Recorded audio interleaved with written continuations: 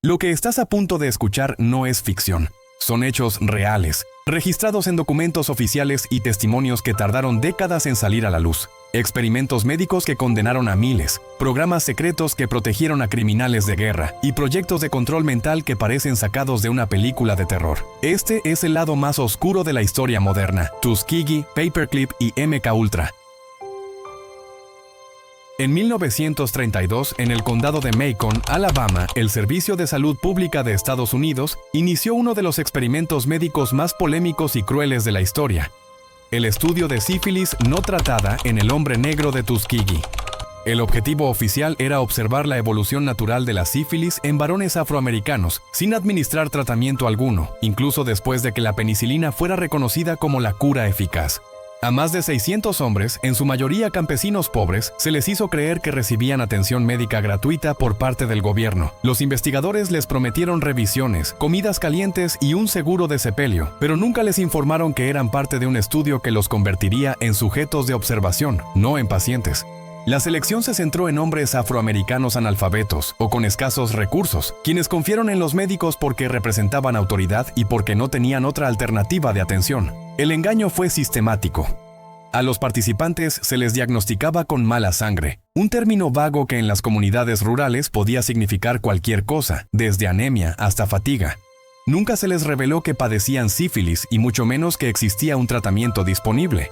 El estudio se extendió por 40 años. Durante ese tiempo, los hombres no recibieron penicilina, incluso después de 1947, cuando este antibiótico se estableció como tratamiento estándar y estaba ampliamente disponible. En lugar de proporcionar la cura, los investigadores continuaron realizando análisis de sangre, exámenes médicos, punciones lumbares y seguimientos clínicos, únicamente para documentar cómo la enfermedad avanzaba en sus cuerpos. La sífilis sin tratar provoca daños graves en múltiples sistemas, genera úlceras, ceguera, parálisis, problemas cardíacos, lesiones neurológicas y en muchos casos la muerte. Los médicos observaron cómo los pacientes perdían la vista, el juicio, la movilidad y finalmente la vida, todo mientras mantenían registros detallados de la degradación progresiva. No solo se sacrificó la salud de los participantes, sino también la de sus familias. Muchos hombres contagiaron a sus esposas y decenas de hijos nacieron con sífilis congénita, una condición devastadora que pudo haberse evitado con un tratamiento oportuno. El experimento se mantuvo en secreto gracias a un entramado de silencio institucional. Los reportes oficiales se presentaban como investigaciones médicas de alto valor científico, y en las comunidades locales se mantenía la fachada de un programa de salud pública. Los médicos involucrados publicaron artículos en revistas científicas describiendo los hallazgos de la sífilis no tratada en el hombre negro, como si se tratara de una contribución legítima al conocimiento, sin mencionar el engaño deliberado y las consecuencias éticas. Durante décadas, prácticamente nadie cuestionó el proyecto. Los participantes, aislados y con escasa educación, carecían de medios para reclamar o denunciar. El racismo estructural jugó un papel decisivo. La vida de los afroamericanos en el sur profundo de Estados Unidos era considerada menos valiosa y su sufrimiento fue visto como un costo aceptable en nombre de la ciencia. El silencio comenzó a romperse en la década de los 60, cuando algunos médicos jóvenes dentro del propio sistema de salud empezaron a cuestionar por qué los hombres no recibían penicilina. En 1972, el periodista Peter Buxton filtró la información a la prensa y el New York Times publicó un reportaje que reveló al país la magnitud del experimento. El escándalo fue inmediato y devastador.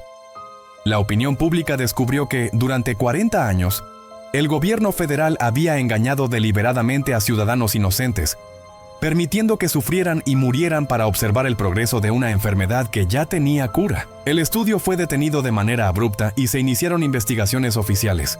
El Congreso condenó el experimento, se presentaron demandas colectivas y finalmente se ofreció una compensación económica a las víctimas y sus familias. Aún así, ningún responsable fue llevado ante la justicia penal. Los médicos y funcionarios implicados nunca enfrentaron condenas, lo que dejó una profunda herida en la confianza hacia el sistema de salud.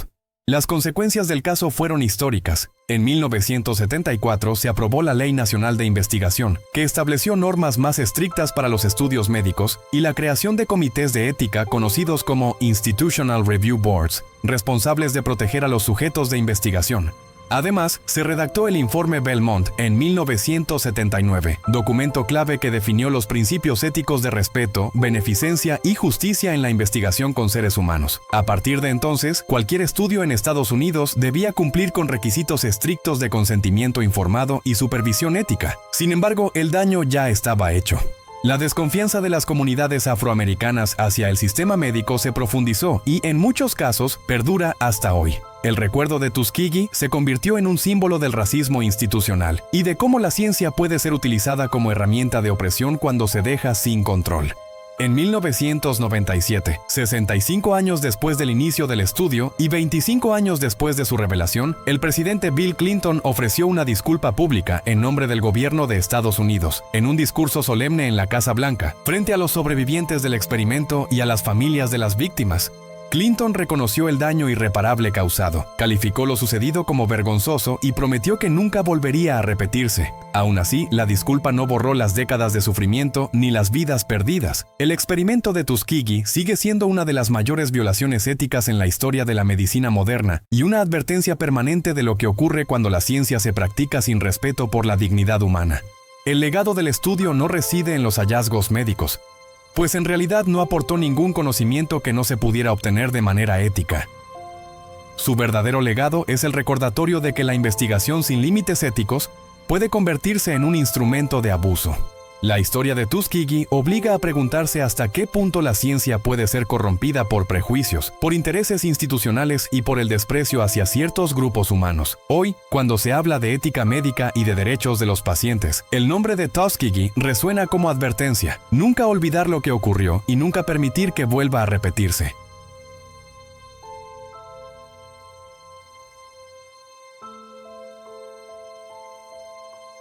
Tras el final de la Segunda Guerra Mundial, Alemania había quedado reducida a ruinas, pero entre esas ruinas se encontraba un recurso que las potencias aliadas consideraban invaluable: los científicos, ingenieros y médicos que durante años habían trabajado para el régimen nazi en armas, cohetes, experimentos biológicos y tecnología que superaba con creces a la de otros países. Estados Unidos comprendió que si no se apropiaba de ese conocimiento, la Unión Soviética lo haría, y en el contexto del inicio de la Guerra Fría, esto era impensable. Así nació la Operación Paperclip, un programa secreto diseñado para identificar, reclutar y trasladar a Estados Unidos a los especialistas nazis que, bajo otras circunstancias, habrían sido juzgados como criminales de guerra. El nombre Paperclip provino de un procedimiento simple. A los expedientes de los científicos seleccionados se les colocaba un clip metálico para diferenciarlos de los demás. La misión fue organizada por la Oficina de Servicios Estratégicos, que más tarde daría origen a la CIA, y tuvo como objetivo no solo importar mentes brillantes, sino también limpiar su historial, alterar documentos y borrar pruebas que demostraran sus vínculos con el nazismo, la Gestapo o los campos de concentración. De esa forma, personajes con un pasado manchado por crímenes fueron presentados como académicos respetables y colaboradores confiables. Más de 1.600 especialistas fueron llevados a Estados Unidos. Entre ellos destacó Werner von Braun, ingeniero que había diseñado el cohete Campo 2, utilizado por la Alemania nazi para bombardear Londres y otras ciudades europeas, causando miles de muertes civiles. Von Braun había supervisado además fábricas subterráneas, donde prisioneros de campos de concentración eran obligados a trabajar en condiciones inhumanas, muriendo miles de ellos por agotamiento, hambre y maltrato. A pesar de este pasado, fue instalado junto con su equipo en instalaciones militares estadounidenses y luego en la recién creada NASA. Bajo su dirección, se desarrollaron los cohetes que llevaron al hombre a la Luna en 1969, convirtiéndose en un símbolo de la supremacía tecnológica estadounidense. Sin embargo, detrás de ese triunfo científico se ocultaba una verdad incómoda. Los cimientos del programa espacial habían sido construidos por un hombre que había servido a Hitler y se había beneficiado de mano de obra esclava. No solo von Braun fue beneficiado, médicos que habían participado en experimentos humanos, químicos que habían desarrollado armas de gas y técnicos que habían trabajado en proyectos de exterminio fueron protegidos por el gobierno estadounidense. Sus archivos fueron modificados para eliminar cualquier rastro comprometedor, permitiéndoles integrarse en universidades, laboratorios y programas militares de alto nivel. La justificación siempre fue la misma: la seguridad nacional y la necesidad de adelantarse a la Unión Soviética. Y es que al mismo tiempo, los soviéticos también realizaban su propia operación de reclutamiento, conocida como Oso-Aviakim, trasladando a miles de científicos alemanes a su territorio para impulsar sus propios programas espaciales y militares. La carrera por conquistar el espacio y por perfeccionar los misiles balísticos intercontinentales fue alimentada por los conocimientos adquiridos de la Alemania nazi. El impacto de la Operación Paperclip en la historia moderna es incalculable. Gracias a ella, Estados Unidos logró avanzar décadas en tecnología de cohetes, armamento y exploración espacial. El legado de Von Braun y de muchos otros participantes aún se puede ver en los logros científicos de la segunda mitad del siglo XX. Sin embargo, ese legado tiene un precio moral altísimo. Miles de víctimas de los campos de concentración nunca vieron justicia porque los verdugos fueron perdonados y premiados con prestigio y poder. Documentos desclasificados en la década de los 70 revelaron la magnitud de la operación y confirmaron lo que durante años fue solo un rumor: que Estados Unidos había encubierto a criminales de guerra a cambio de conocimiento. La revelación generó un profundo escándalo, pues mostraba la contradicción de un país que se proclamaba defensor de la libertad y la democracia, pero que al mismo tiempo había protegido a quienes habían servido al régimen más brutal del siglo XX. La Operación Paperclip es un ejemplo claro de cómo la política, la guerra y la ciencia pueden entrelazarse en una red de decisiones donde la moral queda relegada. Gracias a ella se lograron avances tecnológicos extraordinarios, pero también se demostró que el progreso puede construirse sobre cimientos manchados de sangre. Hoy sigue abierta la pregunta de si esos logros justifican el precio pagado. Lo cierto es que la historia de Paperclip nos recuerda que, detrás de muchos triunfos científicos, pueden esconderse pactos con la oscuridad y decisiones tomadas en nombre del poder que no resisten un examen ético. En plena Guerra Fría, Estados Unidos y la Unión Soviética competían no solo por poder militar, sino también por dominar la mente humana. La CIA, temerosa de técnicas de control mental desarrolladas por el enemigo, inició MK Ultra en la década de 1950. El programa estaba destinado a descubrir cómo manipular la mente de individuos para obtener información, controlar comportamientos y crear agentes capaces de cumplir órdenes sin cuestionarlas. Se utilizó un enfoque multidisciplinario, combinando psicología, farmacología y psiquiatría. El alcance del proyecto fue masivo. Universidades, laboratorios privados, hospitales y prisiones participaron, muchos sin conocer la verdadera naturaleza de los experimentos. MK Ultra empleó técnicas de manipulación mental extremas. Se administraron drogas alucinógenas, principalmente LSD, a sujetos que desconocían su participación. La intención era inducir confusión, alucinaciones y despersonalización para observar cambios en el comportamiento. Se realizaron experimentos de privación sensorial y sueño prolongado, a veces durante días, para romper la resistencia psicológica. La hipnosis se combinaba con sugestión verbal y estímulos físicos para inducir nuevas personalidades o implantar memorias falsas. Electroshocks en dosis extremas fueron aplicados para intentar borrar recuerdos selectivos o reprogramar la conducta. Los efectos fueron devastadores. Algunos sujetos desarrollaron psicosis, pérdida total de memoria, incapacidad social y física, y en algunos casos, la muerte. Uno de los casos más notorios es el de Frank Olson, científico de la CIA, quien en 1953 fue sometido a LSD sin consentimiento durante un retiro laboral. Horas después cayó desde la ventana de un hotel en Nueva York, en circunstancias que inicialmente se reportaron como suicidio, pero que décadas después se vinculó a los experimentos de MK Ultra. Otros casos involucraron pacientes de hospitales psiquiátricos que recibieron drogas experimentales sin conocimiento. Algunos quedaron incapacitados para toda la vida. Prisioneros fueron sometidos a privación de sueño y tortura psicológica extrema, mientras investigadores documentaban cada reacción para estudiar los límites de la mente humana. Incluso hay reportes de niños y jóvenes en orfanatos que fueron parte de pruebas de drogas y manipulación, un dato que revela la magnitud de la falta de ética en el proyecto. La CIA no solo buscaba técnicas de interrogatorio más efectivas. Algunos documentos muestran la intención de crear agentes totalmente controlables, individuos que pudieran asesinar sin recordar, manipular a líderes políticos o borrar la memoria de testigos. El programa exploró también métodos de control mental a distancia, experimentando con ondas electromagnéticas, música subliminal y estimulación sensorial, con la intención de inducir obediencia y modificar emociones. MK Ultra buscaba conocer los límites absolutos de la mente humana, sin preocuparse por las consecuencias para los sujetos. MK Ultra involucró más de 80 universidades, laboratorios privados y hospitales. Instituciones prestigiosas participaron, a veces sin conocer el propósito real. Las pruebas incluían la administración de drogas sin consentimiento, hipnosis, electroshock y aislamiento extremo.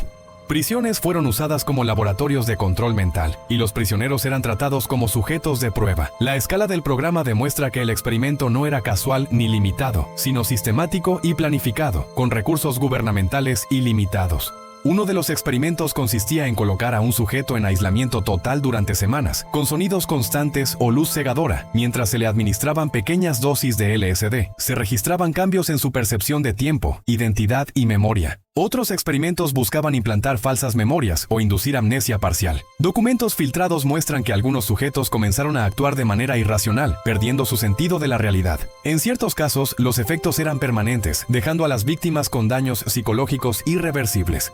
MKUltra permaneció en secreto hasta los años 70. En 1973, la CIA ordenó destruir la mayoría de los archivos. Algunos sobrevivieron y en 1975 el Congreso estadounidense abrió una investigación. Se revelaron miles de experimentos, víctimas no consentidas y prácticas ilegales.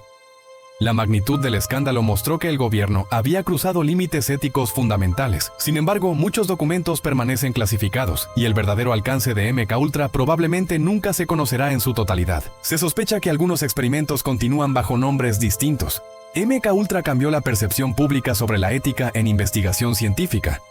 Inspiró libros, películas, series y teorías de conspiración. La idea de que un gobierno pueda manipular la mente humana generó temor y fascinación por igual. El programa sirvió como advertencia sobre los peligros de combinar secreto, ciencia y poder absoluto. La mente humana sigue siendo extremadamente vulnerable, y MKUltra demuestra que la curiosidad científica puede transformarse en un arma mortal cuando no se respetan límites éticos. La historia oficial siempre intenta ocultar sus capítulos más vergonzosos, pero la verdad encuentra la forma de salir a la luz. Los experimentos de Tuskegee, la operación Paperclip y el proyecto MKUltra nos recuerdan que el poder, cuando no tiene límites, convierte a los seres humanos en simples piezas de un juego. Y lo más inquietante es preguntarnos, ¿cuántos secretos más seguirán enterrados en los archivos clasificados?